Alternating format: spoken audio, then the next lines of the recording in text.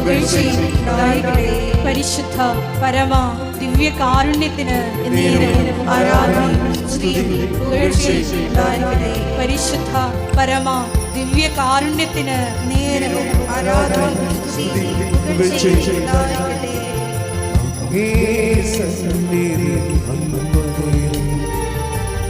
ജീവിപ്പതോ മഹാഭാഗ്യമേ.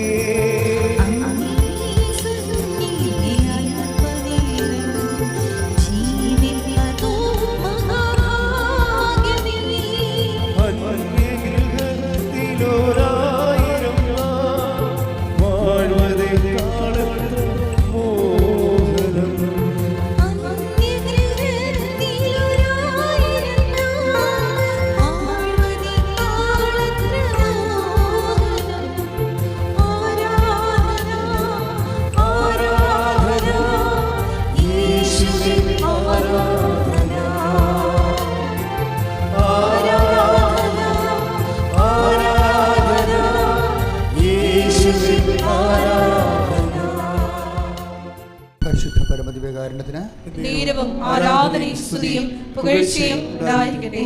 പരിശുദ്ധ പരമദിവ്യകാരുണ്യത്തിന് നേരവും ആരാധനയും സ്തുതിയും പുകഴ്ചയും ഉണ്ടായിരിക്കട്ടെ. പരിശുദ്ധ പരമദിവ്യകാരുണ്യത്തിന് നേരവും ആരാധനയും സ്തുതിയും പുകഴ്ചയും ഉണ്ടായിരിക്കട്ടെ. നമുക്കിരിക്കാം. എൻ്റെ പ്രിയമുള്ളവരെ, ഇത് ഉടമ്പടി ആരാധനയാണ്.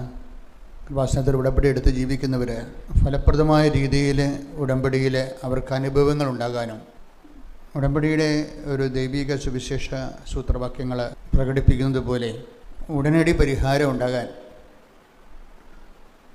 നമ്മളെ സഹായിക്കുന്ന ചില സുവിശേഷ വെളിപാടുകളാണ് ഉടമ്പടി ധ്യാനത്തിൽ നമ്മൾ ചർച്ച ചെയ്യുന്നത്. മറ്റെല്ലാ പ്രാർത്ഥനകളെക്കാളുപരി എല്ലാ ദിവസവും നാനാജാതി മതസ്ഥർ തങ്ങൾ ജീവിതത്തിൽ വന്നുപെട്ട കെണികളിൽ നിന്ന് രക്ഷപ്പെട്ട ഉടമ്പടിയുടെ സാക്ഷ്യങ്ങൾ അണമുറിയാതെ പറയുന്നൊരു സ്ഥലമാണ് കൃപാസനം. അതുകൊണ്ട് മനുഷ്യന് എന്തെങ്കിലും വന്ന് പെട്ടുപോയാൽ ആൾക്കാർ പരസ്പരം ചോദിക്കണത് ഉടമ്പടി എടുത്താന്ന് ചോദിക്കണം. ഉടമ്പടിയെ ഇത്രയും മനോഹരമായ രീതിയിൽ ജീവിത വിഷയവുമായി ഏത് തരത്തിലുള്ള ചീഞ്ഞ കേസും ഉടമ്പടി അഡ്രസ്സ് ചെയ്യും. അതാണ് വെച്ചാൽ നമുക്ക് ഹോപ്പ്ലെസ് ആയിട്ട് പോയിട്ടുള്ളതല്ല. പക്ഷേ എപ്പോഴും നമ്മൾ അറിയേണ്ടത് അതിൻ്റെ ഏത് കണ്ടൻറ്റാണ് വർക്ക് ചെയ്യണമെന്ന് അറിയണം. ഉടമ്പടിയിലെ ഏത് കണ്ടൻറ്റാണ് വളരെ മോശം അലാം കണ്ടീഷനിലുള്ള ജീവിത വിഷയങ്ങളെ ടേക്കപ്പ് ചെയ്യുന്നത്, അതിൻ്റെ വിശദീകരണവും അതിൻ്റെ ആധ്യാത്മിക സാക്ഷരതയുമൊക്കെയാണ് ഉടമ്പടി ധ്യാനത്തിൻ്റെ പ്രമേയമായി വരുന്നത്. അല്ലാതെ ഇത് ധ്യാന ഒരു കൺവെൻഷൻ്റെ ടോക്കുകൾ പോലെ അല്ല. ഇത് ഒരു ധ്യാനത്തിൻ്റെ പ്രസംഗങ്ങൾ പോലും അല്ല. ഇത് വളരെ ശാന്തമായി ആൾക്കാർക്ക് അവർ ചെയ്ത് പരീക്ഷിച്ച് അവർക്ക് ബോധ്യപ്പെടാൻ വേണ്ടി ഉടമ്പടി ധ്യാനം നിങ്ങൾ ശ്രദ്ധിച്ചാൽ മനസ്സിലാകും. വലിയ ഒറേഷൻസും അല്ല, ഒന്നുമല്ല, ശ്രമണമെന്നില്ല. ഇതൊരു ഇയർ ടു മൗത്ത് പെഡഗോജിയാണ്. മനുഷ്യനോട് ഡയറക്റ്റ് അവൻ്റെ മുഖദാവിലെ വർത്തമാനം പറയണ പോലെ ഒരു കൊളോക്കിയലായിട്ടുള്ള വർത്തമാന രീതിയിലുള്ള സുവിശേഷ കൈമാറ്റമാണ്. അതാണിത് ഒരു വലിയ പ്രസംഗമായി മാറാത്തത്. ഇപ്പോൾ എനിക്ക് ഇന്ന് നിങ്ങളോട് പുതുതായിട്ട് പറയാനുള്ളത്, ഇപ്പോൾ ഈ ഉടമ്പടിയെ ഫലപ്രദമായി ദൈവം നിങ്ങളെ വിശ്വസിക്കുന്നത് ഒരു പ്രധാനപ്പെട്ട കണ്ടൻറ്റാണ്. ഇതിൻ്റെ അകത്ത് നമ്മളെല്ലാ പ്രാർത്ഥനകളുടെയും കണ്ടൻറ്റ് ദൈവത്തെ നമ്മൾ വിശ്വസിക്കണതല്ലേ. പക്ഷെ ഉടമ്പടിയിൽ അങ്ങനെയല്ല, നേരെ റിവേഴ്സ് ഗിയറിലാണ് വർക്ക് ചെയ്യണത്. ദൈവം നമ്മളെ വിശ്വസിക്കണം. അതൊരു പ്രധാനപ്പെട്ട കാര്യമാണ്. ഈ എല്ലാവരും ജീവിതത്തിൽ പരാജയപ്പെട്ടിട്ടുള്ള ആൾക്കാർ, പ്രത്യേകിച്ച് പ്രാർത്ഥനയിൽ അവലംബിച്ചിട്ടും അവരുടെ ജീവിത മാർഗത്തിൻ്റെ ഒരു മേൽഗതിക്ക് വേണ്ടിയും ഡെലിവറൻസിന് വേണ്ടിയും ആധ്യാത്മിക പദ്ധതികളെ അവർ അവലംബിച്ചിട്ടും ചില ആൾക്കാർ പ്രാരംഭത്തിൽ തന്നെ തോറ്റുപോയിട്ടുണ്ട്. ചില ആൾക്കാർക്ക് ഒരു ഗതിയും ഉണ്ടായിട്ടില്ല. അതിൻ്റെ കാരണം ദൈവം ഈ ഉടമ്പടി എന്ന് പറയുമ്പോൾ അച്ഛൻ എപ്പോഴും പറയും ബൈലാറ്ററൽ എഗ്രിമെൻ്റാണ്. നമ്മളൊരു കക്ഷി മാത്രമാണ് അതിൻ്റെ അകത്ത്. ദൈവമാണ് അതിൻ്റെ അതർ കക്ഷി എന്ന് പറയുന്നത്. പ്രാർത്ഥനയും നമ്മൾ മാത്രമേ ഉള്ളൂ, ദൈവമായിട്ട് എഗ്രിമെൻ്റ് ഒന്നുമില്ല. നമ്മൾ പ്രാർത്ഥിക്കുന്നത് കേട്ടെങ്കിൽ കേട്ടില്ലേ കേട്ടില്ല. അതിൻ്റെ അകത്ത് വേസ്റ്റേജ് ഭയങ്കരമാണ്. പ്രാർത്ഥനയ്ക്കുണ്ടായിരുന്ന ഏറ്റവും വലിയ പ്രശ്നം, ഞാൻ ഇത്രയും നാൾ ആധ്യാത്മികമായ മേഖലയെ പ്രവർത്തിച്ചപ്പോൾ എനിക്ക് മനസ്സിലായത്, പ്രാർത്ഥനയിലുണ്ടാകുന്ന ഏറ്റവും വലിയ പ്രശ്നം വേസ്റ്റേജ് കൂടുതലാണ്. ഒരു 50 പ്രാർത്ഥനയൊക്കെ പ്രാർത്ഥിച്ചാൽ ചിലപ്പോൾ 1 or 2 ഒക്കെ കേൾക്കും. അതിൻ്റെ കാരണം നമ്മളാണ് സോഴ്സ്. നമ്മളിങ്ങനെ പ്രെയർ ഓപ്പറേറ്റർമാരാണ്. ഇപ്പോൾ ഈ ടൂർ ഓപ്പറേറ്റർമാരെന്ന് പറയുന്ന പോലെയുള്ള എന്തൊക്കെ ഇത് ഗതികേടാണിത്. പ്രെയർ ഓപ്പറേറ്റർമാർ നമ്മളിങ്ങനെ പ്രെയർ ഓപ്പറേറ്റ് ചെയ്ത് വിടും. പക്ഷെ പല കാര്യങ്ങൾക്കും യാതൊരുവിധ തീരുമാനവും ഇല്ലാതെ തിരിച്ചു വരും. അതിൻ്റെ ഒരു കാരണം ദൈവം ഇതിൻ്റെ കക്ഷിയല്ലാത്തത് കൊണ്ടാണ്. നിങ്ങളുടെ ആധ്യാത്മിക പദ്ധതി ദൈവം കക്ഷിയല്ല. നിങ്ങൾ ഏകപക്ഷീയമായി ദൈവത്തിൽ വിശ്വസിക്കുന്നു എന്നുള്ളതിൻ്റെ സങ്കല്പത്തിൽ ഓരോ വിഷയങ്ങൾ പ്രാർത്ഥനയുടെ ഒരു ഫോർമാറ്റിൽ നിങ്ങൾ സെൻഡ് ചെയ്യണതാണ്. ഒരു വിഷയത്തെ പ്രെയർ ഫോർമാറ്റ് ആക്കിയിട്ട് സെൻഡ് ചെയ്യും. കമ്പനിയെക്കുറിച്ച് അറിയത്തില്ല, അവിടെയുള്ള പ്രൊവിഷൻസ് അറിയത്തില്ല, അതിൻ്റെ യോഗ്യത അറിയത്തില്ല, അത് നിങ്ങൾക്ക് അത് മുന്നോട്ട് പോകാനുള്ള സ്വാധീനമോ അത് നിങ്ങളുടെ അപേക്ഷ ഇടിപ്പിക്കാനോ ഉള്ള യാതൊരുവിധ സ്വാധീനവുമില്ല. അതുകൊണ്ടാണ് ഈ പ്രെയർ എല്ലാം തിരിച്ചടിക്കുന്നത്. 50 പ്രാർത്ഥന സെൻഡ് ചെയ്യുമ്പോൾ 1 or 2 ബൈ ചാൻസിൽ ഈ പ്രെയറിൽ ബൈ ചാൻസ് കൂടുതലാണ്, പിന്നെ വേസ്റ്റേജും കൂടുതലാണ്. ഇത് മിനിമൈസ് ചെയ്ത് എന്തുമാത്രം മിനിമൈസ് ചെയ്യാൻ പറ്റും, പ്രെയറിൽ വരുന്ന വേസ്റ്റേജും ബൈ ചാൻസും എന്തുമാത്രം മിനിമൈസ് ചെയ്യാൻ പറ്റും എന്നുള്ളത് എൻ്റെ ഒരു ബൈബിൾ പരിശോധനയിലാണ് കവനൻ്റ് ഫോർമുല വരണത്. ദൈവത്തെ കൂടി ഇതിൽ കക്ഷിയാക്കണം. കാര്യം ഇത് നമ്മളാരും കണ്ടുപിടിച്ചതല്ല, ദൈവം തന്നെ വിഭാവന ചെയ്ത വേസ്റ്റേജ് അധികമില്ലാത്ത പ്രസരണ നഷ്ടമില്ലാത്ത ഒരു പാക്കേജാണ് കവനൻ്റ്. കവനൻ്റ് എന്ന് പറയുമ്പോൾ ഒരു ബയലാറ്ററാണ്, എഗ്രിമെൻ്റാണ്, വ്യക്തികൾ തമ്മിലുള്ള ഒരു ഉഭയകക്ഷി സമ്മതമാണ്. അപ്പം നമ്മൾ അതിൻ്റെ അകത്ത് സമ്മതം ചെയ്യുന്നത് ദൈവത്തിൻ്റെ വചനങ്ങളെപ്പടി ജീവിച്ചൊള്ളാമെന്നും അവൻ പറയണത് പോലെ ചെയ്തു കൊള്ളാമെന്നാണ്. അപ്പോൾ അവൻ പറയണ പോലെ ചെയ്തു കൊള്ളാമെന്ന് പറഞ്ഞാലും ചില ആൾക്കാർക്കൊക്കെ അങ്ങനെ ഉടമ്പടി ചെയ്താലും ഒരു 1-2 പുതുക്കൽ കഴിഞ്ഞാൽ മാത്രമേ ദൈവം ഈ അപേക്ഷ തന്നെ എടുക്കത്തുള്ളൂ. കാര്യം ഇവർ ഹാഫ് മൈൻഡായിട്ടാണ് പലതും ആൾക്കാർ പറയണത്. ക്ലാസ്സൊക്കെ ശ്രദ്ധിച്ച് ചിലപ്പോൾ നമ്മളെ ഉറക്കമായിരിക്കും മുകളിൽ ക്ലാസ്സിൻ്റെ സമയത്ത്. എന്നിട്ട് ഇവിടെ എന്താണെന്ന് അങ്ങോട്ട് ഇങ്ങോട്ട് ചോദിച്ചൊക്കെ എഴുതി വെക്കും. അപ്പോൾ അതിന് അവിടെ തന്നെ ഇത് ഫസ്റ്റ് ചാൻസിൽ തന്നെ ഇത് അബോർട്ടാവും. കാര്യം ഇതിൻ്റെ അകത്ത് ഈ വ്യക്തിയുടെ കൺസെൻ്റ് ഇല്ല. വ്യക്തി എന്തോ കേട്ടിട്ട് അപ്പോഴേ ആവശ്യം നടക്കാനുള്ള ആക്രാന്തം മാത്രമേ ഉള്ളൂ. ആവശ്യം നടക്കാനുള്ള ആക്രാന്തമല്ലാതെ ഈ വ്യക്തിയുടെ ഈ കൺകറൻസ് ഇല്ല വ്യക്തിക്ക്. അതാണ് ഈ പുതുക്കുമ്പോൾ തന്നെയും ചില ആൾക്കാർ വെറുതെ വന്നിങ്ങനെ പുതുക്കിക്കൊണ്ട് അത് ഇതും പറഞ്ഞ് പുതുക്കിപ്പോയും അങ്ങനെ വർക്കിയാൽ ഇത് എപ്പോഴും നമ്മൾ ശ്രദ്ധിക്കേണ്ടത്, വളരെ ശ്രദ്ധിക്കേണ്ടത്, ദൈവം നിങ്ങളുടെ ഉടമ്പടി സീരിയസ് ആയിട്ട് എടുക്കുന്നുണ്ടോ, അതൊരു വിഷയമാണ്. ഇനി നിങ്ങൾ ഉടമ്പടി ചില ആൾക്കാർ ഉടമ്പടി ചെയ്യാമെന്ന് മൈൻഡിൽ ഇങ്ങനെ ഓർക്കുമ്പോൾ തന്നെ പെട്ടെന്ന് ഉടമ്പടി കൺകറൻ്റായിട്ട് നമ്മളുടെ ബ്ലെസ്സിങ്സ് വരാൻ തുടങ്ങും. അതിൻ്റെ കാരണം വെച്ച് കഴിഞ്ഞാൽ ദൈവത്തിൻ്റെ ഒരു രീതി എപ്പോഴും എൻ്റെ മക്കൾ ശ്രദ്ധിക്കേണ്ട ഒരു കാര്യമുണ്ട്. നമ്മളുടെ ഫീച്ചർ, ഇപ്പം ഞാനൊക്കെ യൂറോപ്പിൽ കുറേ, ഇപ്പോൾ അമേരിക്കയിൽ 3-4 ധ്യാനം നടത്തി, ഇംഗ്ലണ്ടിലും കുറേ ധ്യാനം നടത്തി, 1-2 ധ്യാനം നടത്തി. ഇപ്പോൾ ഈ ദിവസങ്ങളിൽ മെയ് മാസം ആകുമ്പോൾ ആസ്ട്രേലിയ ധ്യാനമുണ്ട്. ഞാൻ ഇവിടെയൊക്കെ പോകുന്നതിന് മുമ്പ് ഞാൻ ധ്യാനം ബുക്ക് ചെയ്യണത് ചിലപ്പോൾ ഒരു 6 മാസം മുമ്പ്, 1 കൊല്ലം മുമ്പൊക്കെ ആയിരിക്കും ധ്യാനം ബുക്ക് ചെയ്യണത് വരെ. അപ്പോൾ ഞാൻ എന്ത് ചെയ്യും, ഞാൻ ഗൂഗിളിൽ ഞാൻ അവിടെ ചെന്ന് ലാൻഡ് ചെയ്യണ സമയത്ത് ആ ധ്യാനം ആ രാജ്യത്ത് നടക്കുന്ന സമയത്തുള്ള ക്ലൈമറ്റ് ചെക്ക് ചെയ്യും. ചില സമയത്ത് അവിടെ പ്ലീസിങ് ക്ലൈമറ്റ് ആയിരിക്കും. ഇപ്പോൾ ഗൂഗിൾ നമ്മളോട് ക്ലൈമറ്റ് ഫോർകാസ്റ്റ് ചെയ്യുമല്ലോ, വരണ സമയത്ത് അടുത്ത മെയ് മാസത്തിലോ അല്ലെങ്കിൽ അടുത്ത ഏതെങ്കിലും, ഇപ്പോൾ ഞാൻ ജൂലൈയിലോ മറ്റാണ് ഇംഗ്ലണ്ടിൽ പോണത്, സ്കോട്ട്ലൻഡിൽ പോണത്. അപ്പോൾ അതിൻ്റെ ക്ലൈമറ്റ് ഇപ്പോൾ നോക്കിക്കൊണ്ടിരിക്കുകയാണ്. എന്നുവെച്ചാൽ അതനുസരിച്ച് നമ്മൾ ഉടുപ്പ് സെറ്റ് ചെയ്യും, എല്ലാ കാര്യങ്ങളും, ഈവൻ മെഡിസിൻ ഉണ്ടെങ്കിൽ മെഡിസിൻ വരെ സെറ്റ് ചെയ്യും. അതിൻ്റെ കാരണം വെച്ച് കഴിഞ്ഞാൽ ഇത് തന്നെയാണ് എപ്പോഴും ദൈവത്തിന് ഇതൊരു പ്രശ്നമാണ്. ദൈവത്തിന് ഞാനാണെങ്കിൽ നോക്കിയെടുക്കണം, ഇത് നമ്മളാണെങ്കിൽ അവിടുത്തെ ആ സമയത്തുള്ള അവിടുത്തെ സിറ്റുവേഷൻസ് എല്ലാം നോക്കിയെടുക്കണം. ദൈവത്തിന് ഉള്ളൊരു കുഴപ്പം വെച്ച് കഴിഞ്ഞാൽ ഇതിനേക്കാൾ കുഴപ്പമാണ്, നോക്കിയെടുക്കേണ്ട കാര്യമില്ല. പലരും ഈ ഉടമ്പടി മേടിച്ച് ഇരട്ടത്ത് അടി മേടിക്കേണ്ട കാര്യം ഇതാണ്. ദൈവത്തിന് നിങ്ങളുടെ ഫ്യൂച്ചർ നോക്കിയെടുക്കേണ്ട കാര്യമില്ല, സെർച്ച് ചെയ്ത് കണ്ടുപിടിക്കേണ്ട കാര്യമില്ല. ഇതെല്ലാം സർവൈലൻസിൽ കിടക്കുന്ന കാര്യമാണ്. നിങ്ങൾ ഈ ജോലി കിട്ടിയാൽ നിങ്ങൾ ആരായിരിക്കും എന്നുള്ളത് ദൈവത്തിന് അറിയാം. അതാണ് പ്രശ്നം. അന്ന് നിങ്ങളുടെ സ്പിരിച്വൽ ക്ലൈമറ്റ് എന്തായിരിക്കും? ഈ ഇഡിയറ്റ്സ് എല്ലാം അടിമേടിക്കുന്നത് ആ ഒറ്റ കാര്യത്തിലാണ്. ഇവർ ഇപ്പോഴത്തെ ഒരു ഇതിൽ കയറി ഉടമ്പടി ചെയ്യും. പക്ഷേ നിങ്ങൾ ഈ കല്യാണം കഴിച്ചാൽ അന്നത്തെ നിങ്ങളുടെ സ്പിരിച്വൽ ക്ലൈമറ്റ് എന്താണെന്ന് ദൈവത്തിന് അറിയാം. നിങ്ങൾ അബോർഷൻ ചെയ്യുമോ? നിങ്ങൾ ഇനി കെട്ടിയവനെ ഉപേക്ഷിക്കുമോ?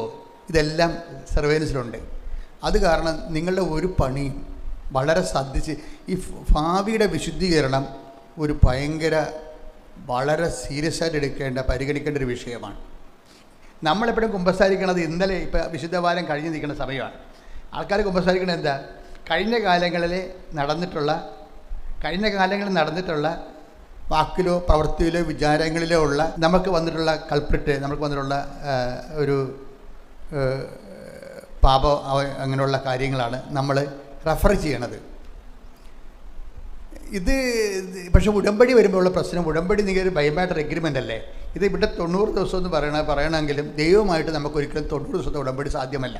നമുക്കൊരു ടൈം ഫിക്സ് ചെയ്ത് നമ്മുടെ ടൈമിൻ്റെ ബൗണ്ടറി ആയത് കാരണം ടൈമിന് വേണ്ടി നമുക്കൊരു ടൈം ഫിക്സ് ചെയ്യാം. പക്ഷേ ഇഫക്റ്റിൽ വരുന്ന വിഷയം എന്ന് പറയുന്നത് ദൈവമായിട്ട് പ്രാക്ടിക്കലായിട്ട് ഒരു 90 ദിവസത്തെ ഉടമ്പടി സാധ്യമല്ല. എന്താ കാര്യം? ദൈവം നിത്യനിതാന്തമായി ഉള്ള ആളായ കാരണം നമ്മളെ സംബന്ധിച്ചിടത്തോളം അതുകൊണ്ടാണ് നമ്മൾ അവിശ്വസ്തരായിരുന്നാലും ദൈവം വിശ്വസ്തനായിരിക്കും എന്ന് പറയുന്നത്. ടൈം ബൗണ്ടറിയുടെ അഡ്രസ്സ് ചെയ്താണ് അത് പറയണത്. ആ ടൈം ബൗണ്ടറിയെ കൂടി ഉൾപ്പെടുത്തിക്കൊണ്ടാണ്. പക്ഷെ നമ്മൾ അവിശ്വസ്തരായിരുന്നാലുണ്ടോ കുഴപ്പമെന്ന് വെച്ച് കഴിഞ്ഞാൽ, ഇപ്പം ദൈവം ഉപയോഗിക്കുന്നത് ചെമ്പ് കമ്പിയാണ്, നമ്മൾ ഉപയോഗിക്കുന്ന അലൂമിനിയം കമ്പിയാണെങ്കിൽ അതാണ് വിഷയം. കറണ്ട് പാസ് ചെയ്യുമ്പോൾ ഇപ്പം നമ്മൾ അവിശ്വസ്തരായിരുന്നാലും ദൈവം വിശ്വസ്തനാണെന്ന് ബൈബിളുണ്ട് അല്ലേ. അപ്പം ചില ആൾക്കാർ അതുകൊണ്ട് നമ്മൾ അവിശ്വസ്തരായിട്ട് എങ്ങനെയെങ്കിലും ജീവിച്ചാലും കുഴപ്പമൊന്നുമില്ല, ദൈവം വിശ്വസ്തനാണല്ലോ, അത് മതിയല്ല എന്ന് പറയും. പക്ഷേ അത് മതിയല്ല, ദൈവം വിശ്വസ്തനായിരിക്കും. ദൈവം ഉപയോഗിക്കുന്നത് കറണ്ട് പാസ് ചെയ്യാൻ ചെമ്പ് കമ്പിയാണെങ്കിൽ നമ്മൾ ഉപയോഗിക്കുന്നത് അലൂമിനിയം ആണെങ്കിൽ എന്ത് പറ്റും? പ്രസരണ ദൈവം 100 വോൾട്ട് ഇഷ്യൂ ചെയ്യുമ്പോൾ നമുക്ക് 50 വോൾട്ട് കിട്ടത്തുള്ളൂ. അതാണ് വിഷയം. ബുദ്ധിയുള്ളവരത് മനസ്സിലാക്കില്ല.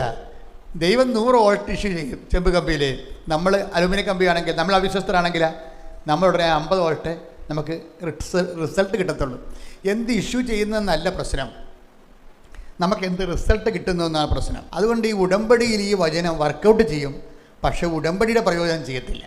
നോക്കിയാൽ വചനം നോക്കിയേ, നമ്മൾ അവിശ്വസ്തരായിരുന്നാലും ദൈവം വിശ്വസ്തനാണ്. 2 തിമോത്തിയോസ് 2:13. 2 തിമോത്തി 2:13. നാം അവിശ്വസ്തരായിരുന്നാലും അവൻ വിശ്വസ്തനായിരിക്കും.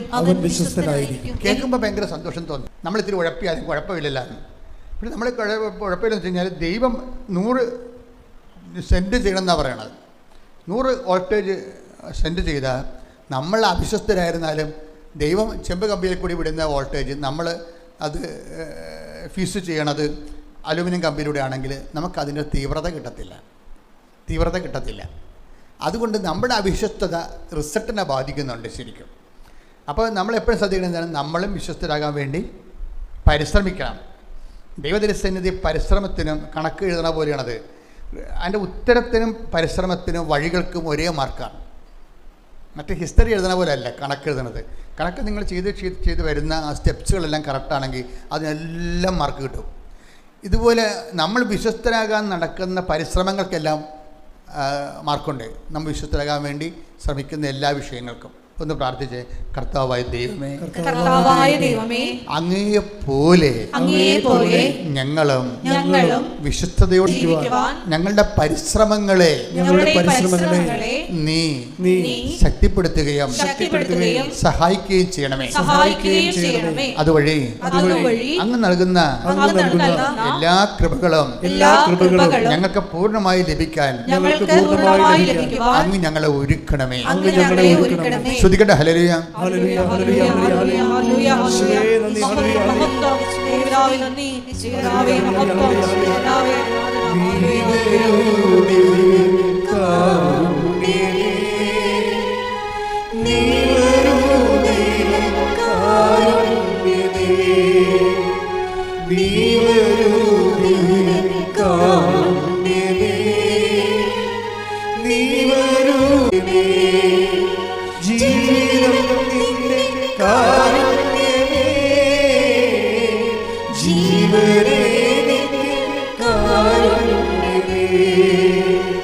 ജീവിതം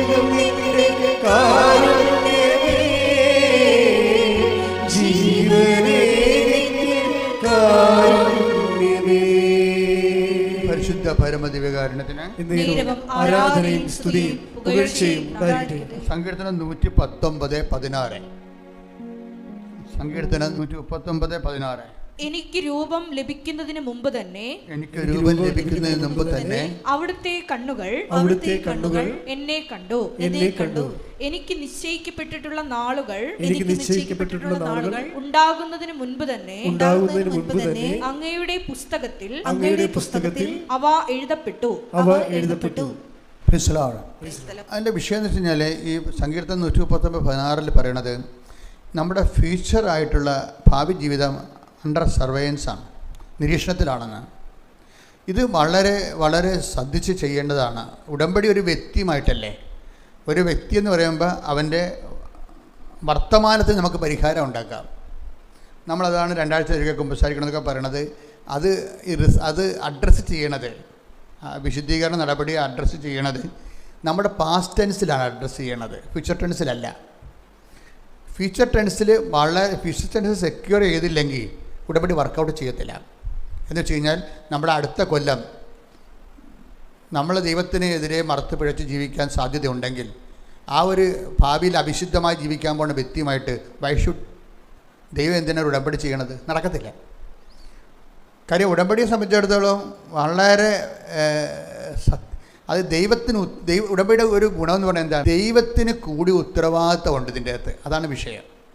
ഉടമ്പടി എന്ന് വെച്ചാൽ ആളെ ഉൾപ്പെടെയാണ് എടുക്കുന്നത്. അതാണ് എപ്പോഴും മനസ്സിൽ. നിങ്ങളുടെ വിഷയം മാത്രമല്ല. പ്രാർത്ഥനയ്ക്കുള്ള കുഴപ്പമില്ല.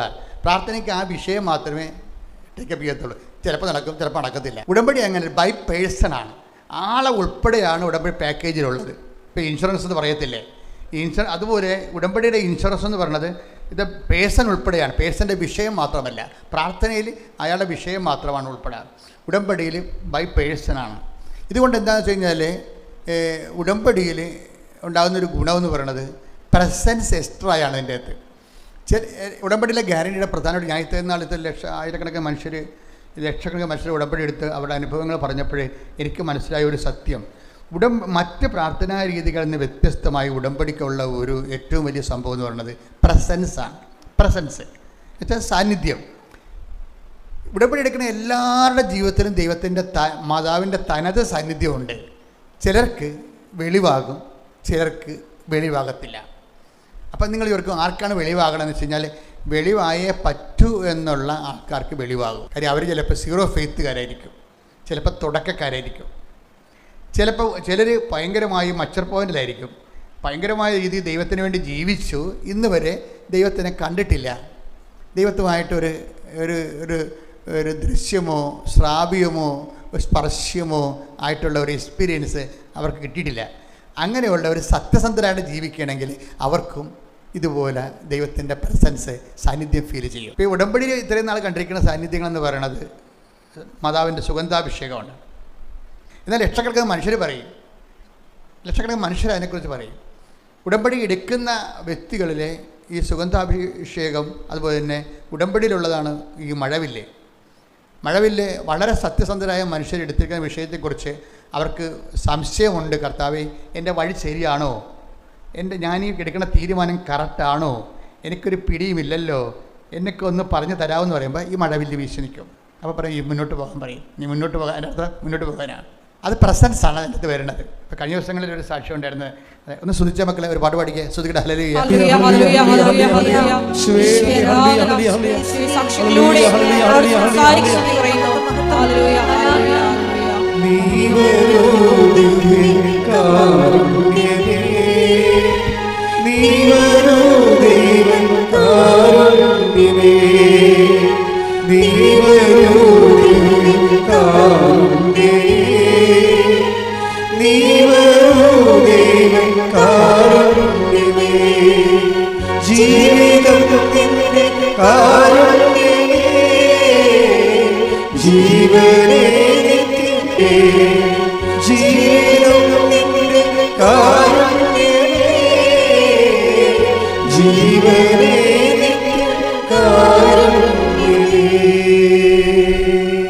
പരിശുദ്ധ പരമദിവ്യകാരുണ്യത്തിന് ആരാധനയും സ്തുതിയും പുകഴ്ചയും ഉണ്ടായിരിക്കട്ടെ.